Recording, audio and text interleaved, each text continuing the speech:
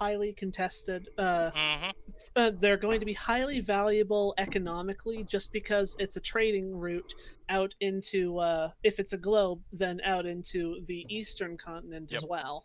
And 100%. and it's to the rest of the entire continent there.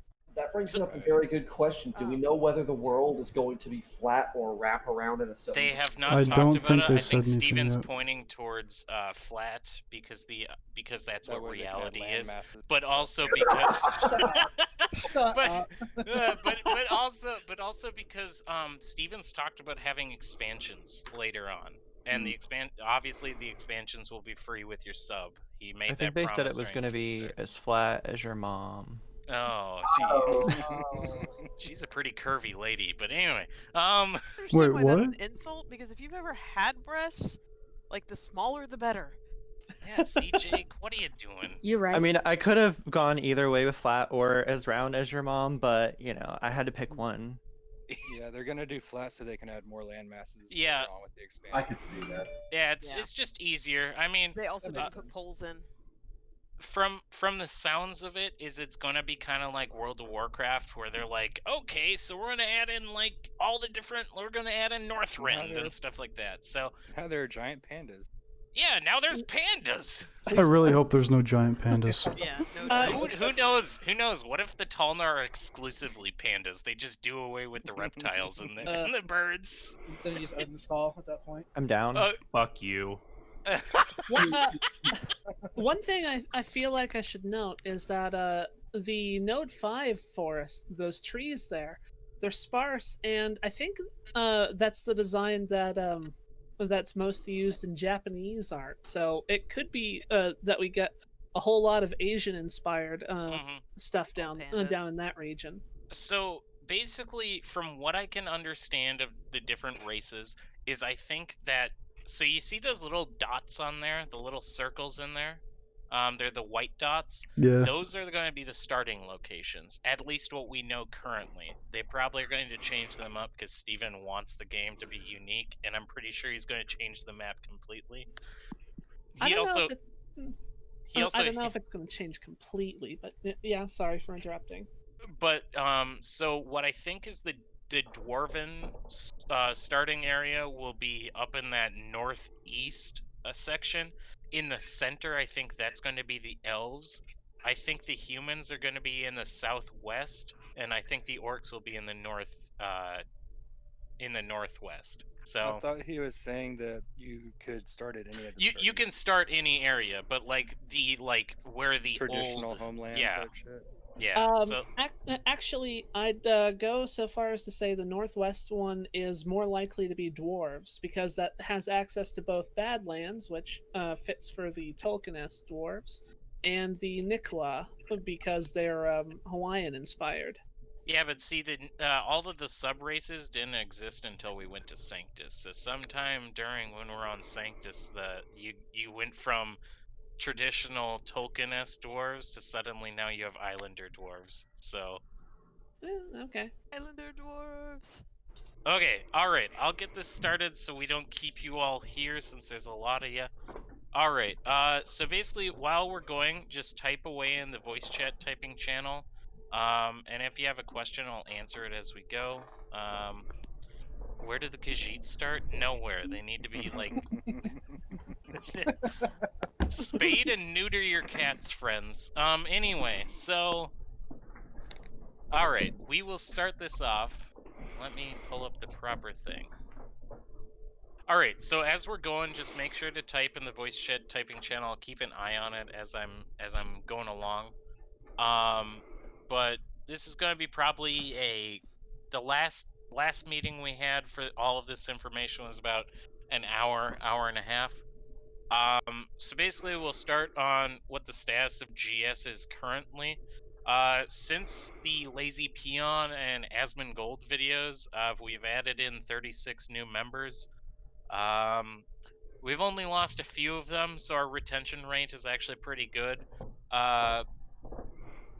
I'm not concerned about retention rate because as our goal for GS is about 200 to 250 members, we don't want to go over that because for every single time we upgrade our max population in the guild, we actually hinder whatever passives or whatever buffs they get in the for our guild, which that also includes like guild halls and stuff like that, and like a guild freehold.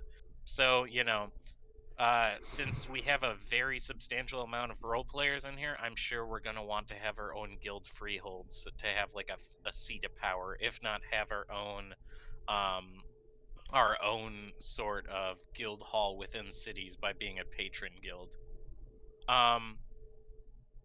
Basically, yeah, Arthas, good question. So like guilds will have like leveling up ways. So I think it's been stated that they'll start at like level to have like 50 members in them. That's the minimum guild size. And then as you level up, you get the choice between having this upgrade, so having like a passive, or getting like a guild freehold blueprint, or that you just get like 50 more members you can have in your guild, or whatever number they decide. No, Malachite. So what we're going to probably be doing is we'll be on day one.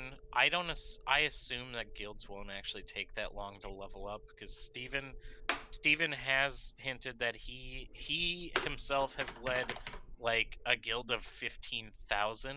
Like that's what he said was on his newsletter, and he said the biggest thing he wants is he doesn't want to hinder those large guilds from being able to play with their friends, but he does want to make it that you do have to work to build up your guild to make it into the flavor you want. So what we will be doing is, once we get closer to the game launch, we're going to be having people sign up. Basically, the people who know that they're going to be no-lifers in that first month, they'll be the first ones to get into the guild. And then as time goes on and we expand, we'll bring in more and more people. Because the whole idea is we don't want to create these starter guilds, because then all of the XP you put into those starter guilds, they level up those guilds. And I don't want to hurt anyone's feelings, but if we have one guild that works really hard to level up their guild, and then suddenly we're like, okay, we're ready to bring people in, people aren't going to want to leave that other guild. So it'll create schisms right off the bat. So, yeah, it'll be something along those lines.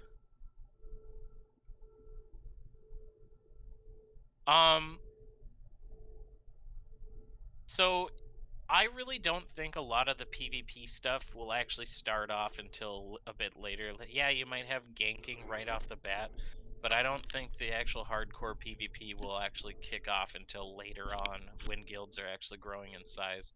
And the whole reason why I'm having the most hardcore members in the guild right off the bat is the idea, so then we can focus on leveling it up right away and doing whatever quests or experience grind that they need. We'll be focusing on doing that so we can get up the members required at that time.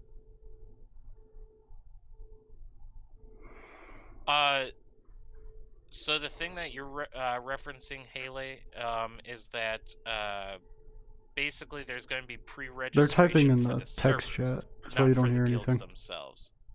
So like, you can have people. What I could So do if we is know that we want to be on, I don't know, server B, and that's where we all want to be, we can all pre-register for server B, so you have a slot.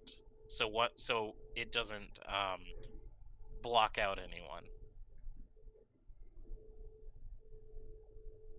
Yes. So with once we get to 200 active members, depending on the buffs for guilds, which we have no idea if they're going to actually be worthwhile or having more members. Steven's talked about that he wants them to be a balancing thing, but he also doesn't want to make it in a way that, these smaller guilds are able to just topple large guilds. Because the big thing you have to realize is, yes, a smaller guild might have buffs, but if they're too powerful, all you're going to do is just have the Zerg guilds break up into like 10 different guilds, and then they just come and clap your cheeks with all the buffs, because that's what they'll do. So yeah, that's kind of how you gotta look at it. Is we're once we hit about 200, when we actually are nearing the game, then we will close off. We will be closing off or limiting our recruitment because I don't wanna be forced to start multiple guilds to make it so people feel left out because they're not in guild A, so they're not in the hardcore guild or whatever. So yes, I don't want satellite guilds because no one feels if you're not in the main guild, it kind of sucks for you. So we've talked about specialized ones. I personally am not a fan of it unless we go with like a hardcore GS guild, and that would just be like a primary raid group. That's only if the passives are that good. But I'm for all just keeping one major guild because once you get to about once you get about 200 to 250 members, it gets pretty hard to get to know everyone, and it gets hard to organize that many people because you not only have to have a strong guild leader, but you have to have officers upon officers that are all doing their job for things to work squeaky clean. So pyramid organization is terrible, JJ. Like, No, it's not. yeah, in a guild setting, it's terrible. In real life, where you can actually fire people, and they fear getting fired because they're not doing their job, it works. But in a guild, Relationships, but all right. you're talking about relationships. Yes, dude. I can. What, do you have a harem? Like, Okay, I'll explain it later. okay. Anyway, so harem guilds, Jesus. So anyway, so that's kind of our idea. And then a big thing that you'll also be able to do is, even if you're not in the guild itself, there as who said it? Oh yeah, we're going to have families to set up. So if you know that you're going to play with other people pretty much all the time, you go and you declare yourself as joining them as their family, and it's up to like 8 people, I think you said, and those families will have their own buffs and stuff. So it's not like you're just going off on your own. Oh, Malachite, someone will adopt you. Anyway, so let me continue on now. Yeah, someone knows this guild. Anyway, I'll continue on. So yeah, we've gained new members. I'm not worried about retention rate because I mean we like probably about I'd say 20 to 40% of the people in here have been here for years now. So retention rate's not a problem. And as we go on, if people are going to leave, that's just the natural state of things because we don't have Ashes of Creation to play. So people will just get bored, they'll kind of drift off. I'm not worried about it because our main goal is getting to about 200 to 250 by game launch, depending on those passives. Um, so we have quite a few people playing Final Fantasy right now. I'm not involved in it, but I know there's plenty of people who are involved in it, and they've been talking about wanting to do some actual. I don't even know what you guys call rating in that game. Whatever it's called, you guys. They've been wanting to do like the end game rating in the dungeons and stuff in there. So if anyone wanted to get involved with that, I would message Colonel Sanders about that. He's been kind of organizing things for there, as long with Faye. Yeah, trials. I don't know what they're called. I don't play that game. It's just not my art style, and it's not. I don't like Asian MMOs. Never been a fan. Um. So going on, we have talked about that, Malachite. Um. I know with my own family I'll have for game, it'll probably be a mix of role play and also mixed with whoever is actually in the honor guard. So if I'm just out picking daisies, I can be like, "Hey, Al House, I'm getting my shit kicked in," and he'll be like, "I have arrived," so it'll be great. Um, So yeah, it'll be that's kind of the idea with families is because families will have this fast travel type of system that you can use. It's they so families and scientific metros are the only time that you actually have that fast travel. Okay, so going on, we have there's two new people who are named officers within the Discord, and now, let me explain this again for a lot of the new people here. Just because you see different colors and stuff and different titles and names within the Discord, it does not mean that they will be getting those ranks when we are in the game. They're basically just to help me moderate and advise and help just basically help out in keeping the Discord running and keeping it in the kind of quality that we want in GS, which is shit tier. But we just want to make sure that GS is running well and it's a place that people want to hang out in.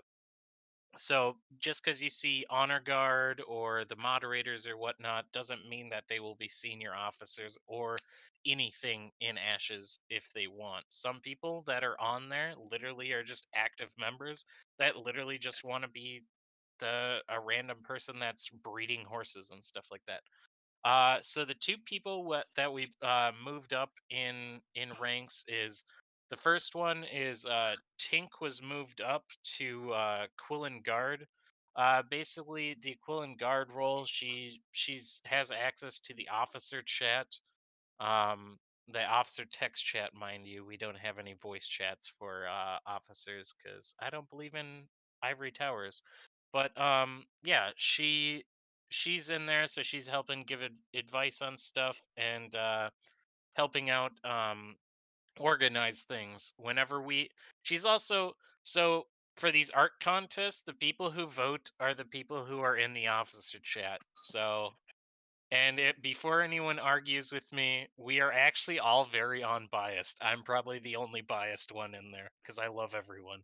But so Tink moved up to the Quillen Guard. Those are the orange names. The other person who I named as a community moderator, some of you may know him, probably a lot of you do. He's been around GS. He's one of the founders. He's been here since I think he was like probably the 25th person I brought into the Discord. So Athorith was moved up to community moderator.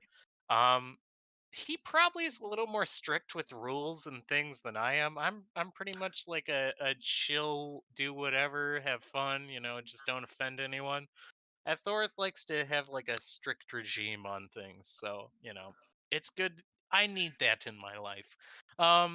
So anyway, going on next. So for the art contest, we had our first place winner was Withy. Withy created a piece called When Cornered. Um, Honestly, it was phenomenal. The reason we chose this one, because she followed the rules probably the most closely. So not only did she draw out a scene that had a lot of emotion and passion in it, but it also had GS colors without having the GS icon directly in there. I did notice that she had like the grays and the golds and the reds in there. So um that's why she won first place, and with that she won $75 for pack and ashes. Second place was Tony Cesar with the last stand of the Quillen Guard. The reason we chose him was second place is he did follow everything, but we definitely think that Withy had the more emotion in the piece, so it really spoke to a few more of the members. So yeah, basically they both were referencing AoC and GS in their art, and Personally, that's really what we look for. We I look prefer for this one. having that emotion and passion in art, And then but this we is also third look for place. them referencing various things that we're involved in. And this is fourth. If anyone wants to find those two art pieces and post them in the voice chat typing channel, go for it, because I'm going to keep on rolling through. So the next art contest that we're going to be doing, it's, I announced this like a week ago, but it's Royal royal cart, Jesus, royal court themed. And we want it to be Ashes themed. So try to get inspired by the different architecture that you've seen in the different freehold art or in the world you've seen. Try to uh try to get multiple races in there if you want, or if you're not familiar with the races, you could just draw up what an art like a room with a throne and stuff looks like. um okay, so the one Jake just posted, that is Tony Caesar's piece. um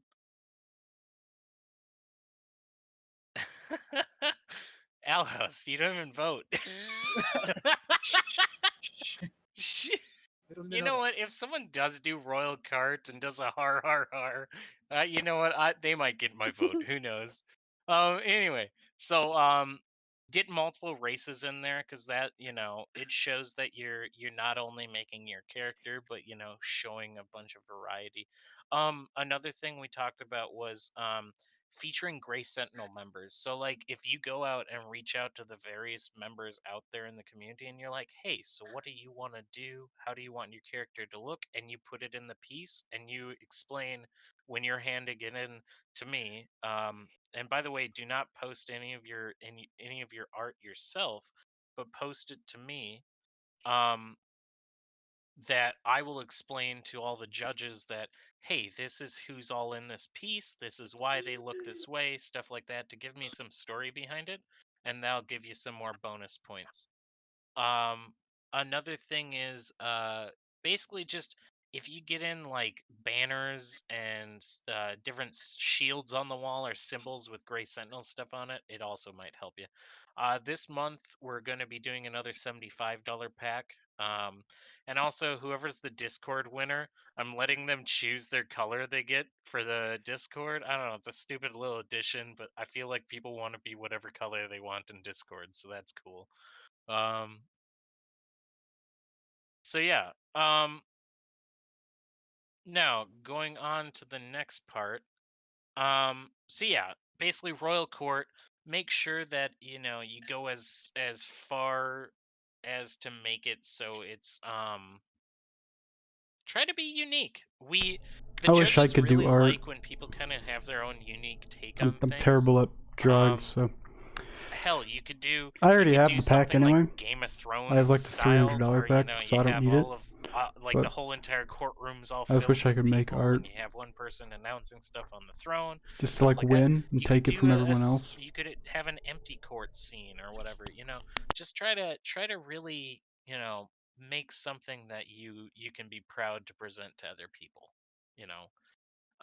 And just because, and like I like to announce every single time we have these contests, just because you don't win one month doesn't mean you won't win the next. So always keep trying. And another thing is, the main thing about this is it's not about the competition. It's about us trying to actually help our artists within the community better themselves, because a lot of the artists probably draw the same shit they draw all the time, and by having this competition, we push people to draw things that they're not used to. So, all right. So on to the next part. We're talking about the Kingdom Project. So the Kingdom Project is something we've been kind of keeping under wraps for a long time now. There's a couple of people who have been helping me on this. So this Kingdom Project is built around the idea of creating a in-character kingdom within Ashes of Creation. Um, Basically, what it means for GS is we would be one of the ruling houses for the kingdom. This doesn't mean that we're better than anyone.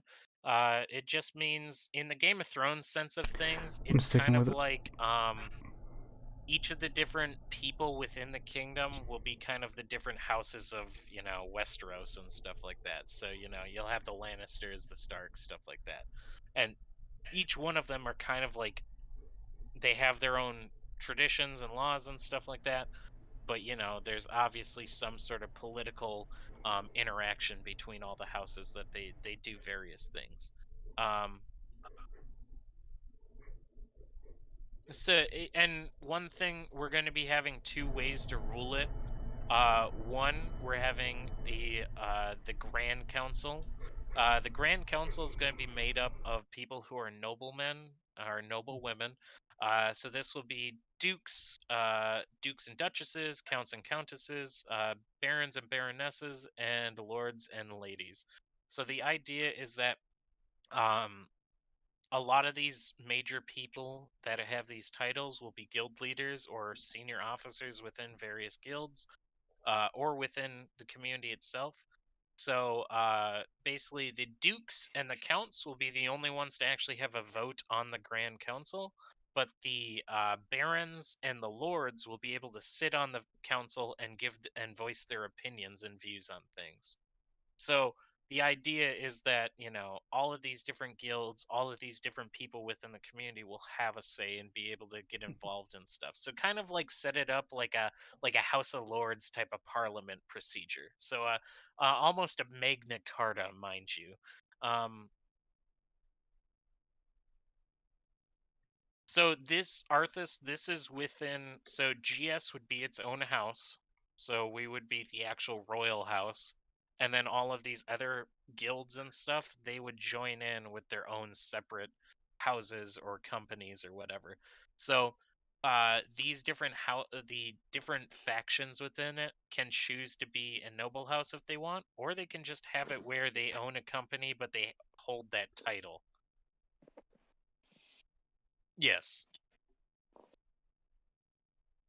The capital will probably be our city, unless we go out and take a castle. I'm not against a castle siege. I would love to have a castle. Let's go do that. But anyway, so the thing is, the difference is this kingdom project. This is like a role play focused type of thing to give more immersion and give more depth to actual stories. We will actually probably have a separate guild alliance based on people that are on our server that are stronger. So we might align with guilds that actually we don't roleplay with, but just because they give us benefits because they're a strong guild and they have similar ideals and stuff as we do. Or PvE for the most part. Yeah, so people would fall somewhere within the house. We also are making the kingdom project also has the potential that if Arthas, if you go out and if you constantly host grand events every single month where you're hosting some sort of festival and you organize things and stuff, we might grant you a lordship within the kingdom, and that will give you access to be on the Grand Council. So the idea is that we're trying to do away with how when you're in roleplay communities and everyone claims that they're a lord or that they're some high king of some off land, but they have like no one that are vassals of them and they have no one that support them. The idea is that we actually give some validity to any claims anyone has. It's this kind of came from when I was doing a lot of research on Chronicles of Illyria. Chronicles of Illyria had a huge vassal system, and that's kind of what we wanted to do here. Personally, I've never been the type to look down on anyone because not having title or rank or whatever. I think it's dumb. Sabaya might, but not me. Hey now. But so that's the idea with the noble ranking, is that it's a way to give more story to things, and we will reward people who are doing a lot of things in the kingdom. And as long as I'm organizing and pushing for things, I'm going to make sure it's not biased and it's not some clicky crony bullshit at the very top where we only allow in the people we like. I would like to actually have some guilds in there that maybe don't get along with each other. I would like to have those rivalries that Westeros has, where the Lannisters hate fucking everyone and everyone hates the Lannisters. Stuff like that. It'd be good to have. So going on, let's see. I talked about that. So the next thing, though, is it's called so there's 2 forms of government within this kingdom project. The first was the King's Grand Council, That's with all the lords and the nobles. Lords and ladies, I forgot. I'm progressive minded here. Anyway, and then you have the king's small council. The small council, we kind of took this off of the hands council from Game of Thrones. Obviously, all these names and things are probably going to be changed as we get closer to make it more unique in our own. But one of them is the Hand of the King. The idea is that the Hand I of the hate the King idea will of be having the someone who hand of the kind of king helps that's not in organize the and run the fucking kingdom guild of the king. when like the upper nobles are not around. Another role we are choosing to have is the Master of Trade. This person will be in charge of organizing trade between like the banner states, and what the term banner state is a term that we give like the different factions within. So they're a sovereign nation within the kingdom type of thing. So the banner states and the foreign nodes. So basically just making sure that trade runs smoothly within the kingdom and that the kingdom's getting the proper supplies we need. Aiden, I hope we're not the Lannisters either. That's my goal. If anyone, I want to be the Reach, because I think the Reach is pretty badass, but that's just me. Actually, no, the Baratheons. Let's fucking be the Baratheons. Ours is the Fury. Oh, But please, anyway, you're Rob Stark. Rob Stark. Yeah, King of the North. Anyway, so next up is the Master of Maps. This person is in charge of creating grand expeditions around the world.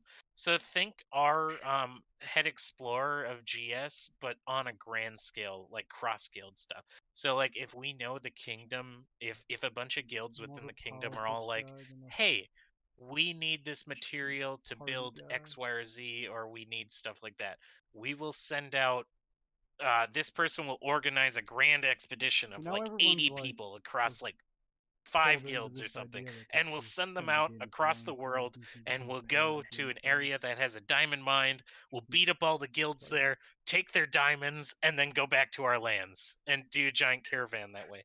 So like that's kind of the idea that we want to do with the grand expeditions, is not only to plot to figure out what the world map is going to be, but also to create a strong, powerful influence over resources around the world. Another role, if anyone has watched Game of Thrones, if you know Grand Maester Pycelle, basically what the Meisters do in Game of Thrones, uh, this is very similar. So this person's going to be in charge of keeping the history of the realm. Basically, they'll just be writing down in books about the very various things that we're doing. This person will be in charge of the lore masters for each of the nations. And then they'll be in charge of managing the town criers to spread information. We're going to be going the old school route with this for more immersion. Someone might have the role of being a town crier, which their job is literally to figure out what all the rumors and the news are, and then they get sent out to the various towns and villages we have influence over, and they just scream at the same time during the day about the various news. So, exactly, breakfast. Hear ye, hear ye. Okay. So, going on. Now we have the Archbishop. So this is a religious rank. We know that there are going to be bishops within the metro, or within the cities and metros, because they're going to be the head of the religion mechanically within the game. But that said, we are going to be making a position called the Archbishop, because it is my belief that in a fantasy or medieval setting, I believe religion has a huge impact on characters and how they interact with one another. So how we will be doing this is yes JJ, the Holy Cross. But anyway, so as we'll have is, yes, we can have a person who shames people. Yes, that will be a thing, Devin. If so far the Council of Priests deem it worthy.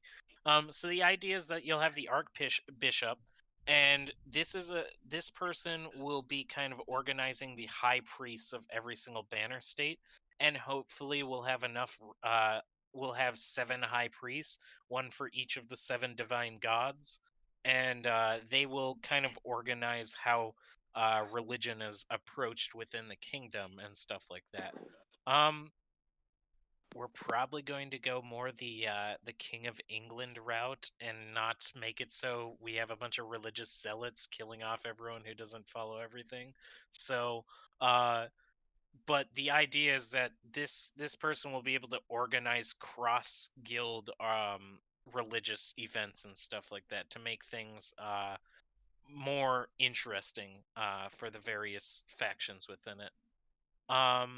So going on, obviously we got the town crier with spreading news. Banner State lore masters keep track of history and stuff like that. But again, this whole kingdom project is still in the works. Probably won't be done for another couple months before we even finish it. As things get more concrete, I'll share more information. But these are kind of the most concrete things that we have of it all. And also, remember, don't get too crazy with the religious jokes, everybody. But anyway, so going on, the Kingdom Project was coming out. Oh Jesus, JJ. And the Kingdom Project is coming along, and as it goes, we're going to be starting to present it to other guilds to get them involved in this concept. I already have a few of the roleplay guilds are interested in getting involved in some shape or form, so we'll see how that goes. So moving on to actually the State of Ashes. Alpha 1 is still slated to start later this year. It's pretty much in talks around most of the Alpha 1 like higher up community, so all the people who spent ridiculous amounts of money like myself, that we think that Alpha 1 will probably be starting in December, because of the rate at which they're going to trying to get us in. Basically recently they had an update with Unreal Engine that screwed up a lot of their QA testing stuff, so they had to push back the pre-alpha tests. This next test that we've been waiting on, that we've been pushed back a few times, their main goal is to make us have 500 people in one spot, and then they want to turn off flagging for PvP, so we all literally just have a free-for-all fight to the death, all 500 of us, and they want to try crashing the server, so that's their goal. I'm highly looking forward to this because most MMOs, if you get like 60 people or like 80 people in a room together, the game starts lagging. So I'm hoping that if we can get 500 people on the screen, and if the server doesn't crash, I have all the hopes in the world for the game. So Jake, there's a few things on the deities, but it's not much. You can look it up on their wiki. It's really like pretty simplistic what they have so far.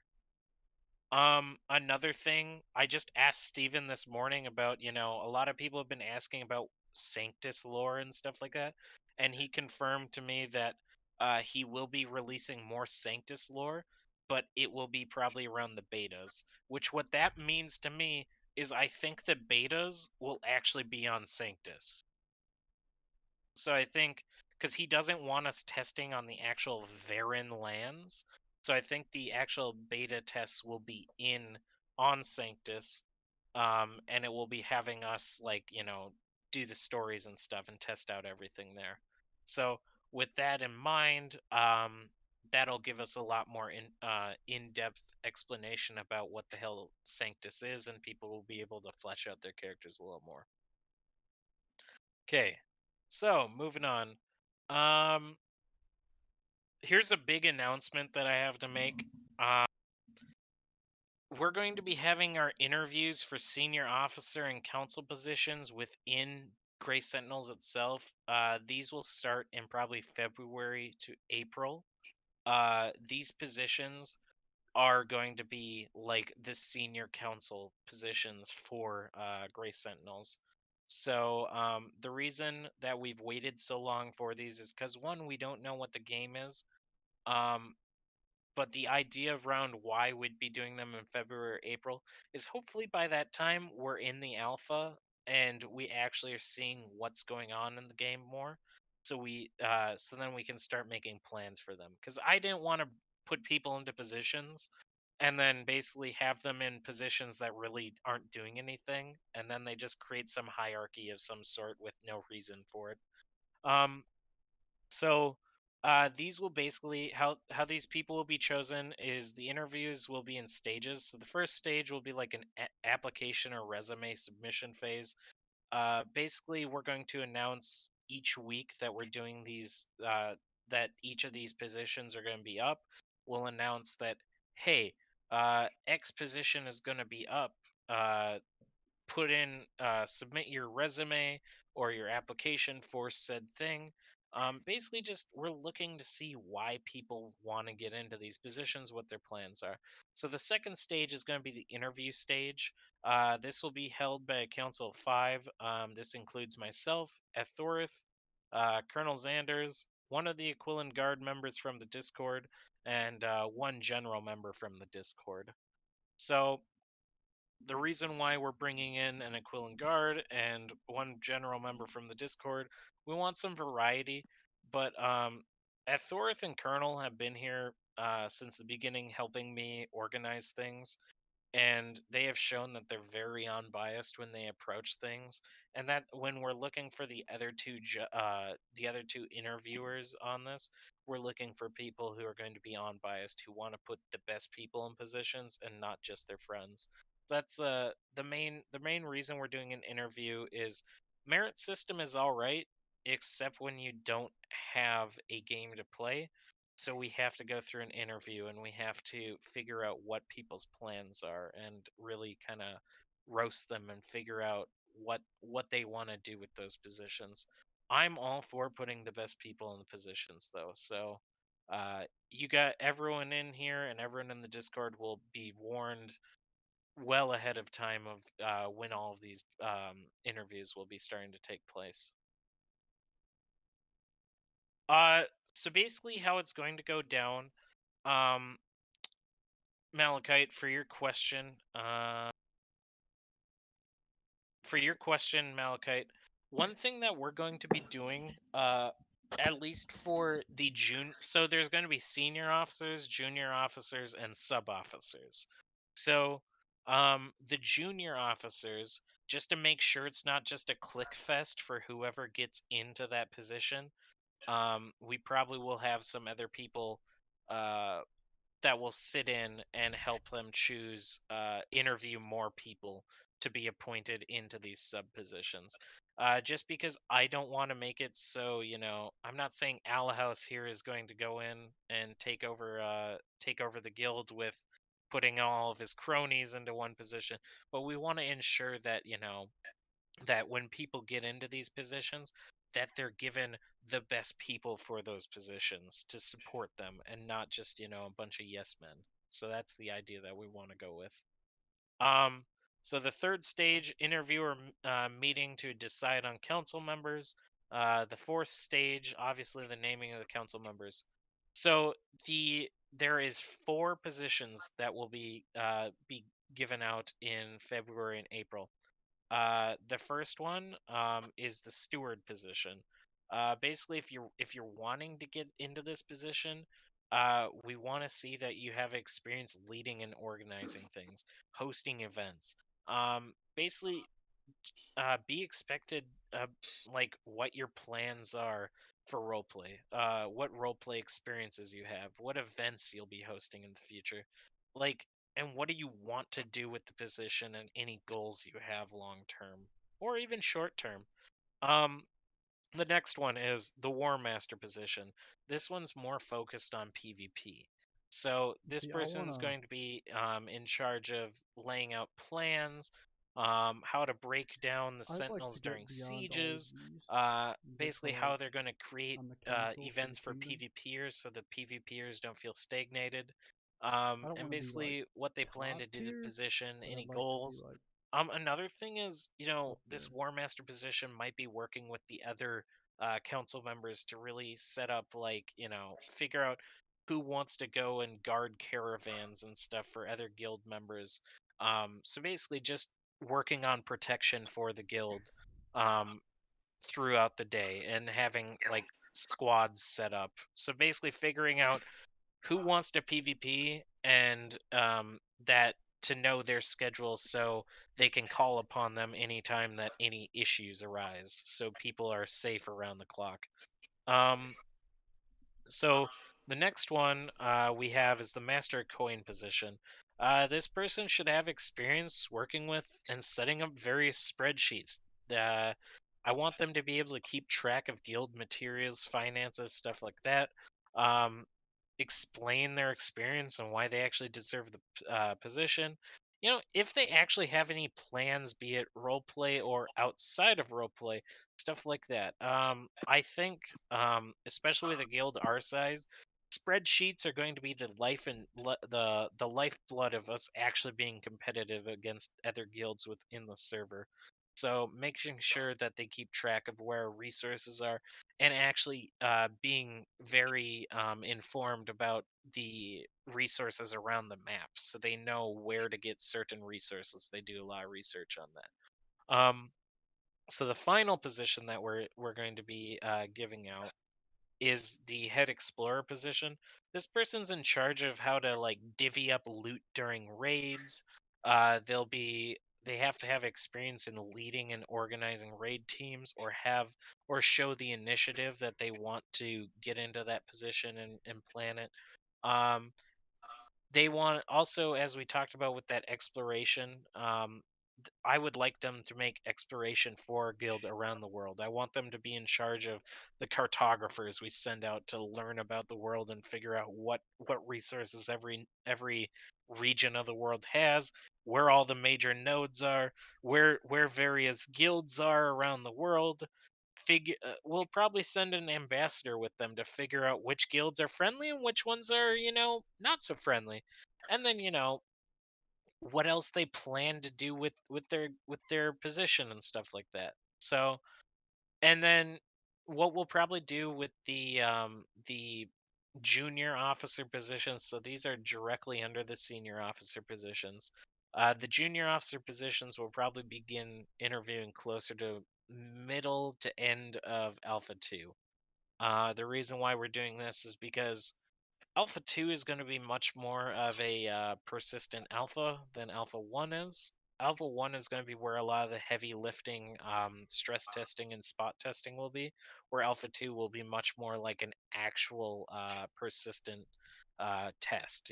They'll be like, okay, the servers are going to maintain them up for 2 weeks this time, and they'll be like, here's the goals of every tester, and they'll be like, go through and test all these and try to break things. So yeah, that's kind of what we have. That's the main ingredients I have for you guys for this meeting, is that we're going to be having these interviews coming up. So if you guys have interest in these various positions that I just listed off, make sure that you're uh, make sure that you're going out of your way to kind of show that you want these positions. Write up things, work on spreadsheets, make plans, because that's what we're going to ask you in the interviews. We're not looking to throw curveballs at people, but we definitely want to know what sets you apart from everyone else interviewing for that position. So, you know, just that's kind of what we're talking about. I'll open the floor up to any questions anyone has about anything GS related or Ashes related right now. So does anyone have any questions? Yes, no. Moment, I'm just waiting on stuff later on because we need more information. Yeah, absolutely. I mean, Steven is keeping a lot of information close to the chest. And, part of me gets frustrated with that, but I'm also thankful because I don't want to get burnt out on the game before the game actually comes out. So Yeah, I've got a question. Yeah. So if I were to say be vying for a seat on the council or something, hmm would it be beneficial for me to try to get a position in like a steward before the kingdom is a thing, or should I wait for that? What do you? Oh, so you're talking about like the kingdom council itself. So Yeah. the King's Small Council, we are actually in debate right now with our group that is working on this the Kingdom project, but we're leaning towards actually keeping the King's Small Council to being not just GS. Um, we're probably going to actually exclude members of GS from there, and the reason behind that is because we don't want other guilds to feel like they're going to be excluded from any actual impactful decisions and stuff like that. As much as I want every guild member in here to feel like they have a influence and everything like that, I also don't want to exclude any allies we have from being able to give their input or influence over things. Now, this does not exclude the people that are in the various positions within GS itself. So, like, that's just the small council, though. So that'll probably be various members from different communities. Now, the one I will say that probably will be one to be taken by GS if people seek it is probably the Archbishop position. We're probably going to leave that open to whatever guild wants to go in there. But let's say all the other guilds aren't interested in Master of Trade, for example. Um, this person with Master of Trade, then we will open it up to GS members if they want to be involved in the Greater Kingdom society and stuff like that. Crusade. But yeah, so the idea is basically to make it so we have our own stuff that we're doing within our thing, and then I want to make it so the right people are going in the small council.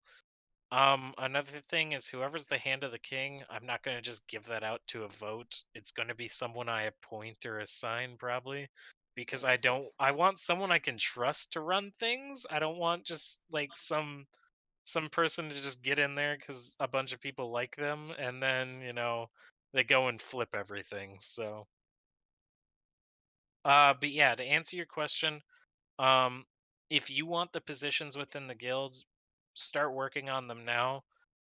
With the Kingdom project, I would say wait and see.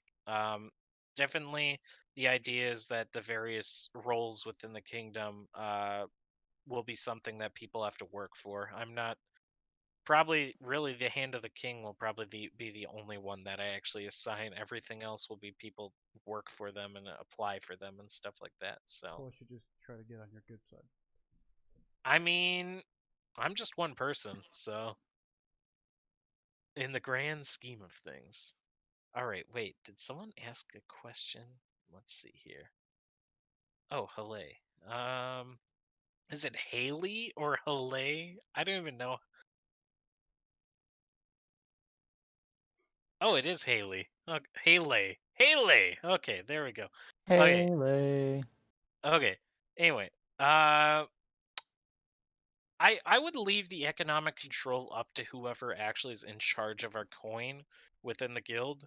And also we'd have to wait and see with the game because a lot of the things that we haven't heard a lot about economics and stuff like that. They've talked that they want the markets to be um diverse and independent from one another and that, just because they have resources in one area means that there's not those same resources in the other areas. So we definitely want to. I would definitely leave it up to whoever is in our economic team within GS. And another thing is our economics branch. Most likely, other than like the senior and junior officers in there, they're going to be able to uh, be a master crafter, but also be part of like other branches within the order. So it seems like the only way I'm gonna be Mm. able to have a seat on the council Okay, so what if I is leave the clan. next? Does anyone Like, have the any other guild, questions? if I leave the guild and then make my own and then join the kingdom as the guild. Yeah, I typed up there right below Hele. Oh. The house systems, the knights and guards, they fall under the Master of War, right? So Yep. So the military branch is going to be under the Master of War. The actual honor guards, so like our hardcore PvPers, which we'll be choosing those separately, those will be under myself personally and whoever the captain of the honor guard is. But yeah, so like the knights, guards, whatever, they'll be underneath the your war master and stuff like that. That dude determines. He gets with the people, figure out what it is they kind of wanted. Like, do I want to be a town guard or do I want to be like on the knights, the king's knights, or whatever the fuck, right? Yeah, so there's going to be the your war master, and then there's going to be like a general and admiral underneath them, and they'll probably do more of the sorting and stuff. So think of it top down. So you have your like chief of staff and stuff within each of the branches of the military, and then your admiral and your general are going to be organizing naval stuff. So it is kind of a military setup. Yeah, at least for that. We'll have to see how far in we're going to get with it. Also, I'd have to see whoever the War Master is. I'm going to be leaving it up to the War Master with how hardcore into the setups they want to do. But I'll also inform the War Master that not everyone's a PvPer, and you'll probably get a lot of people within the guild that they'll only want to PvP if we're doing like a siege where we're majorly involved, or if it's caravan defenses and stuff like that. So. Is that one of you guys? Oh yeah. So yeah. One of you guys So I'll have JJ, more why are they information so after mean? this. I don't fucking know. Okay, go on. Sorry. What the response was, but I don't think the people here would like the language very much. Okay, go on. So kind of just waiting on this Master of War thing before we have more information on how. Yeah, I mean, obviously, by the time we're doing the interviews for this, we're still going to be like so far into Alpha 1. Like Alpha 1 will still probably be around until May next year. I don't expect Alpha 1 to stop anytime early, because that's they're treating the alphas and the betas like true alphas and betas, so they will be having they're going to really be heavily looking at this alpha, and they'll be like, hey, so we need to test this one system, let's make sure to get it on the alpha testers. So that's what a lot of these spot tests are. So like the spot tests that I've been talking to the other people who are the stupid people who have spent more than $1,000 on this game, because we get a secret chat in the AoC Discord. But anyway, I'm not supposed to tell you about this. NDA. But anyway, so what we've been talking about is that a lot of the tests have been like literally 4 hours long, and the Steven or whoever's heading the test at the time, they'll kind of give the testers a list of things they want them to try out throughout the thing. So like, like I said, this next test is going to be basically a stress test of the server. They want people to level up to like level 5, and then they want us all to meet in this grassy plain and then fight to the death in some weird Hunger Games thing. So it's going to be great.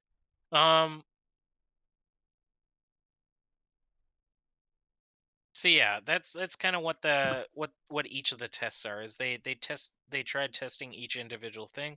So yeah, by the time we actually get in our senior officers, we'll still have tons of time for them to plan before the game comes out. So all right, yeah, Zeph, I know I'll be probably streaming within at least within GS for the Discord and stuff when we're doing the test for Alpha once they lift the NDA. I know Zenmara will, and others probably will. So one of the other guys, with Wendell, he had a question for you. Asked if our real life experience would count toward positions or. Well, yeah. I mean, Sentinels obviously, are looking for MMO experience. Yeah, I mean, if someone actually has leadership experience in the real world, obviously they'll have probably some more foot up on things. But I will say though that obviously real life and gaming experience is very different. Someone can be phenomenal at organizing things in the gaming world, but when it comes to real life, they're this shy person that never wants to talk to anyone. So when it comes down to it, uh, it will have to deal with the individual person that's applying to the position, you know. I mean, someone could say they're a CEO that, you know, has a 4-star general in real life or some shit. I don't know. But, you know, uh, if they have no plans for the game, that's not going to get them the position. So it all comes down to their plans, how they intend to organize things, and what they're presenting to us. So.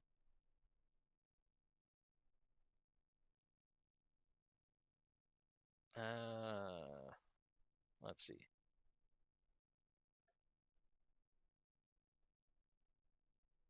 Okay, does anyone have any other questions? When did you say Alpha 1 launches? Alpha December? 1 should be around December, fully. So that's the $500 packers. Right now it's the pre-alpha stuff with the $1,000 and up backers. So it's the people who literally took a dive off a short cliff into the waters. So let's see. I mean, you can't even get into the packs. You can't even get into the Alpha 1 anymore. They'll be probably opening up the Alpha 1 for sale once the Alpha 1 servers stable up. So Steven has hinted at that several times now. So yeah, if you have your Alpha 2 pack maxed out, you probably will be given another chance to get into Alpha 1. I have on the shop. I can still buy the $1,000 package Oh yeah, upgrade. but that's probably. Are you a Kickstarter or summer backer? Yeah, See, that's Kickstarter. why. Yeah. Yeah, like I Okay. can't. Yeah. So anyone Okay. anyone who's Kickstarter or summer backer, you can still upgrade to the 10K pack if you want. And do they suddenly ship you a code and they're like, "Hey, do this pre-alpha stuff now"? Well, yeah, but no one's doing the pre-alpha right now. So like myself, I'm not even doing it. I've been waiting for tests and stuff. So, but you know they'll bring once you send in. So once you buy it, so like what I had to do when I upgraded to the $1,000 pack, I had to go in and send a ticket into to their to their customer service and be like, "Hey, I got this pack. I would like to get access to, you know, the private channels and stuff like that." So I have access to a bunch of stuff on the forums and access to stuff on the Discord and stuff. But that comes with what you're upgrading to. Hmm. So Very tempting. I mean, I only did it because I have spare money right now, so I would not recommend it to anyone who is tight on money. Do not do it. But you But know, I want the skins too. Very bad with oh, money. I bought all the I'm skins. not that bad I've with money. dropped too much money in this game. Does anyone have any other questions?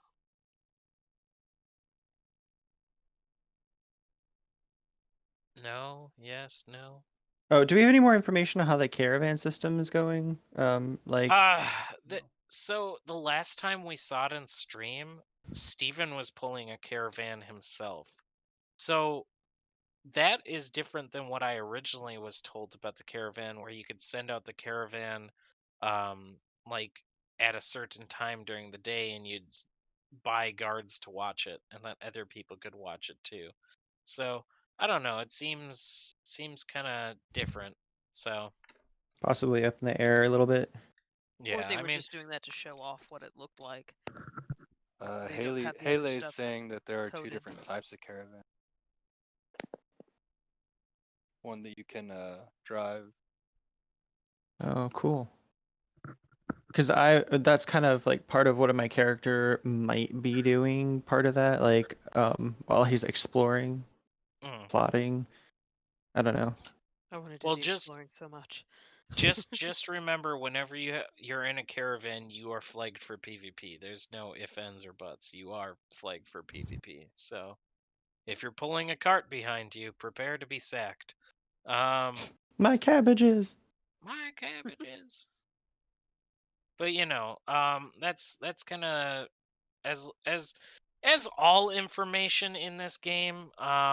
Everything is up for debate. Everything is up for changes and stuff like that. So any information that any streamer or anyone gives out right now is, I can find you probably 10 sources to discredit that because Steven's changed his mind, or one of the devs have changed their minds saying it doesn't work.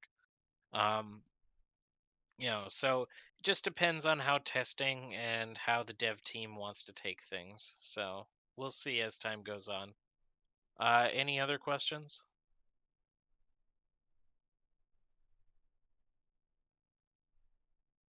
All right. So that's the main meeting done. Here, we will go into a new member meeting right now. So like those of you who are like new members, stick around. Everyone else is free to leave unless you want to stick around for this. It's just the same thing that we always talk about here. But give me a second. I gotta go. Bye. Have a good one. Bye.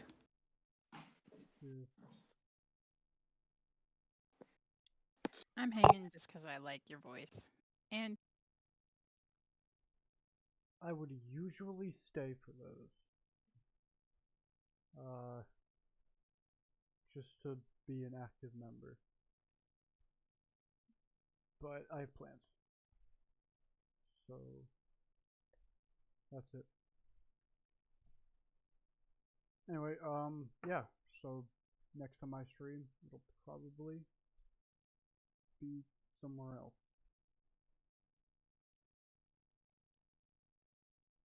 Because I'm moving. But, yeah.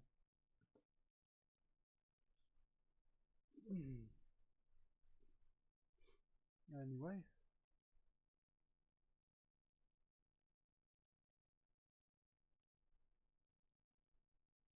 Yep.